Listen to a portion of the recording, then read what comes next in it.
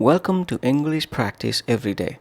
Today we will learn these 15 preposition-noun collocations. Preposition-noun collocations. We will practice them with simple sentences and go from beginner to advanced level. After practice, we will read out loud a short story using all these collocations to understand them better in context. Let's start. Please speak out loud with me as we practice. Beginner level. 1. In doubt. In doubt means not certain or unsure about something. In doubt means not sure or uncertain about something. He's in doubt whether to go or stay. He's in doubt whether to go or stay. I was in doubt about the answer to the question. I was in doubt about the answer to the question. The picnic plan is in doubt because of the weather.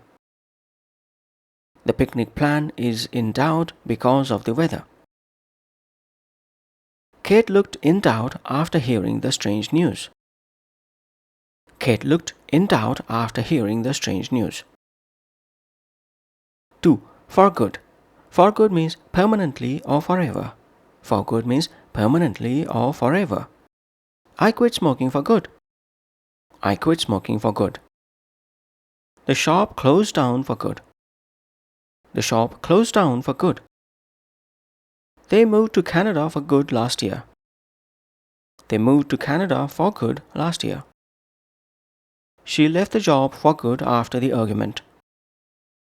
She left the job for good after the argument. 3. On display. On display means shown in public for people to see. On display means shown in public for people to see. The trophies were on display at the event. The trophies were on display at the event. The paintings are on display at the gallery. The paintings are on display at the gallery. His skills were on display during the match. His skills were on display during the match. New clothes are on display in the store window. New clothes are on display in the store window. 4. On the rise. On the rise means increasing or growing. On the rise means increasing or growing. Prices are on the rise again. Prices are on the rise again. Jane's popularity is on the rise. Jane's popularity is on the rise. Crime is on the rise in that area. Crime is on the rise in that area. Interest in the game is on the rise. Interest in the game is on the rise. 5. Out of sight. Out of sight means not visible or hidden from view. Out of sight means not visible or hidden from view. The ball rolled out of sight. The ball rolled out of sight. Dad kept the gift out of sight. Dad kept the gift out of sight. The cabin is out of sight behind the trees. The cabin is out of sight behind the trees. They walked until the city was out of sight. They walked until the city was out of sight. Intermediate level. 6. On trial. On trial means being tested or judged, often in a court. On trial means being tested or judged, often in a court. The criminal is on trial for theft. The criminal is on trial for theft. The software is on trial for a week. The software is on trial for a week. He is on trial for cheating in the exam. He is on trial for cheating in the exam. The product is on trial before the final launch. The product is on trial before the final launch. 7. In favor of. In favor of means supporting or choosing something. In favor of means supporting or choosing something. I'm in favor of eating healthy. I'm in favor of eating healthy. They voted in favor of the law. They voted in favor of the law. She spoke in favor of the idea. She spoke in favor of the idea. Most people are in favor of the new plan.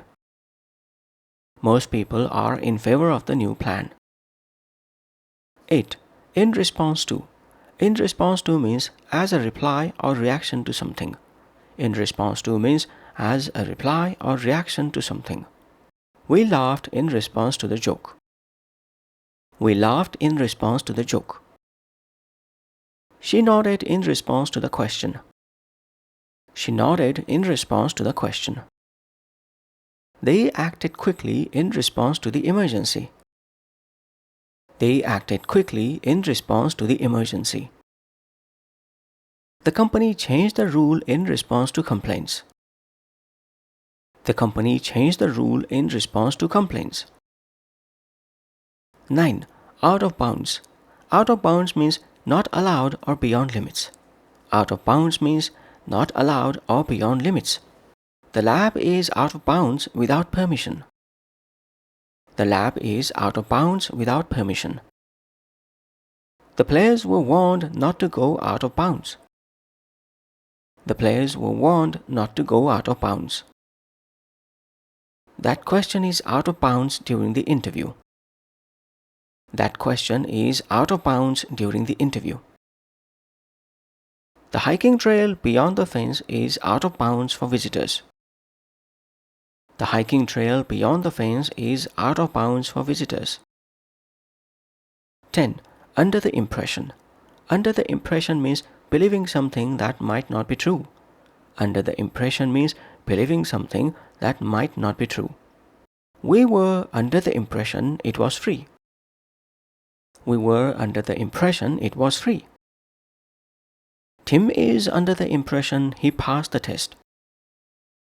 Tim is under the impression he passed the test. Eve was under the impression that Leo liked her. Eve was under the impression that Leo liked her. I was under the impression the meeting was at 10. I was under the impression the meeting was at 10. Advanced level. 11. In the long run. In the long run means over a long period of time. In the long run means over a long period of time. In the long run, truth always wins. In the long run, truth always wins. Their investment paid off in the long run. Their investment paid off in the long run. In the long run, exercise is good for health. In the long run, exercise is good for health. It might cost more now, but it will save money in the long run. It might cost more now, but it will save money in the long run. 12. In alignment with. In alignment with means in agreement or harmony with something. In alignment with means in agreement or harmony with something. The policy is in alignment with national laws. The policy is in alignment with national laws. The goals are in alignment with company values. The goals are in alignment with company values. Our actions must be in alignment with our beliefs. Our actions must be in alignment with our beliefs. Their vision is in alignment with the market needs. Their vision is in alignment with the market needs. 13. Under the guise of. Under the guise of means presented as something else to hide true intentions. Under the guise of means presented as something else to hide true intentions. The spy moved under the guise of a tourist. The spy moved under the guise of a tourist. They collected data under the guise of a survey. They collected data under the guise of a survey. The plan was launched under the guise of a charity. The plan was launched under the guise of a charity. Jack entered the house under the guise of a plumber. Jack entered the house under the guise of a plumber. 14. Beyond recognition. Beyond recognition means so changed that it cannot be recognized. Beyond recognition means so changed that it cannot be recognized. The town has changed beyond recognition. The town has changed beyond recognition. The document was edited beyond recognition.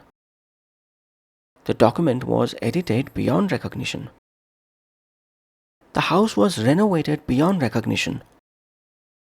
The house was renovated beyond recognition.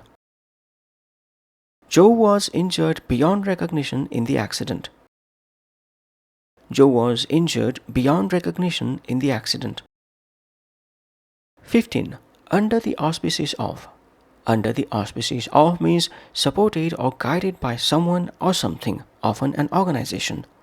Under the auspices of means supported or guided by someone or something, often an organization. The event was held under the auspices of the UN. The event was held under the auspices of the UN. The program was run under the auspices of a local NGO. The program was run under the auspices of a local NGO. The research was conducted under the auspices of the university. The research was conducted under the auspices of the university. They traveled under the auspices of the cultural exchange program. They traveled under the auspices of the cultural exchange program. That's the end of the practice session. Let's now read out loud a short story using all these collocations in a proper context. Title of the story: The Mystery at Pine Hill School. Pine Hill School was a small school in the countryside. One morning, something strange happened. The principal, Mr. Lewis, discovered that an old and valuable painting was missing. It had been on display in the main hallway for many years. Now it was gone, completely out of sight. He called the police. Officer Jane arrived quickly and began asking questions. The school was busy that day because of the annual art fair. Many paintings were on display, and visitors were coming in and out. "This is serious," Mr. Lewis said. "The painting is borrowed from the city museum. If it's lost, it may be for good. Our school's name is also on the line." "Do you have security cameras?" asked Officer Jane. "Yes," said Mr. Lewis, "but only in certain areas. Some parts of the school are camera-free because they are out of bounds for students." Officer Jane nodded and went to check the footage. Meanwhile, two students, Alex and Maya, were talking in the library. "Do you hear about the missing painting?" Maya whispered. "Yes," said Alex. "Some people think it was stolen." "Liam said he saw someone near the hallway early this morning," Maya added. "But he said he was in doubt. He's not sure who it was." Alex said, "Let's try to find clues. Maybe we can help." "But we are not allowed in some areas," Maya said. "They are out of bounds." "Don't worry, we'll stay within the safe zones," Alex promised. "We're just asking questions." They began talking to teachers and students. Mr. Thomas, the art teacher, told them something important. "There was a man here this morning," he said. "He said he was a reporter. I was under the impression he came to cover the art fair, but he didn't show any ID." Maya's eyes widened. What if he wasn't really a reporter? What if he came under the guise of a journalist to steal the painting? "That could be it," said Alex. The children quickly shared this with Officer Jane. She checked the guest list but couldn't find anyone matching the man's description. "Thanks for the tip," she said. "We'll investigate it." Later that evening, the school held a meeting in response to the incident. Parents and staff came to discuss what happened. Mr. Lewis explained that police were working hard to solve the case. "I know this has been stressful," he said, "but sometimes doing the right thing is hard. Still, we must do it. It helps us all in the long run." A few days passed. Then something happened. Officer Jane caught the man at a nearby art shop. He was trying to sell the stolen painting. She arrested him. Now he was on trial for theft. When the painting was returned, it looked dirty and damaged. "This painting is ruined," Mr. Thomas said. "It has been changed beyond recognition." A team of experts worked to restore it. They cleaned it and fixed the damage. A week later, the school held a special ceremony. The painting was on display again. The event was organized under the auspices of the City Museum and local police. "This painting is back where it belongs," Mr. Lewis said proudly, "and we've improved our security." The school also gave special thanks to Alex and Maya. Their quick thinking helped solve the mystery, Mr. Lewis said. They acted in alignment with what is right. The news about the students spread. Their popularity was on the rise. A reporter asked Mr. Lewis, "Do you support how the children got involved?" He smiled. "I'm completely in favor of students using their minds and hearts to help others." Alex and Maya stood proudly as people clapped. They knew they had done something good. "We stopped the thief," Maya whispered, "and now the painting is back." "Let's hope it stays here for good," Alex said. They looked at the painting one last time before heading home. It shone brightly under the light, no longer out of sight, but safe, restored, and admired once more. End of story. That's all for this collocations practice session. Keep practicing these collocations in your daily conversations to reinforce your learning. Bye for now.